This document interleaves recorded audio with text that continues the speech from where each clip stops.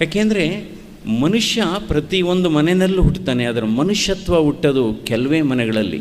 So ಇವತ್ತು ನಾನು ನೋಡ್ತೇನೆ ಇಲ್ಲೆಲ್ಲ ಇರೋರು ಮನುಷ್ಯತ್ವ ಇರೋರು. ಯಾಕೆಂದರೆ ಮನುಷ್ಯನಿಗೂ ಮನುಷ್ಯತ್ವನೂ ಭಾಳ ವ್ಯತ್ಯಾಸ ಇದೆ. ವ್ಯಕ್ತಿಗೂ ಮತ್ತು ವ್ಯಕ್ತಿತ್ವಕ್ಕೂ ಒಂದೇ ಒಂದು ಅಕ್ಷರ ವ್ಯತ್ಯಾಸ. ವ್ಯಕ್ತಿಗೂ ಮತ್ತು ವ್ಯಕ್ತಿತ್ವಕ್ಕೂ ಒಂದೇ ಅಕ್ಷರ ವ್ಯತ್ಯಾಸ. ವ್ಯಕ್ತಿ ಹೊರಟೋಗ್ತಾನೆ, ಆದರೆ ವ್ಯಕ್ತಿತ್ವ ಮಾತ್ರ ಯಾವಾಗಲೂ ಉಳಿಯುತ್ತೆ. ನಾವು ನಮಗಾಗಿ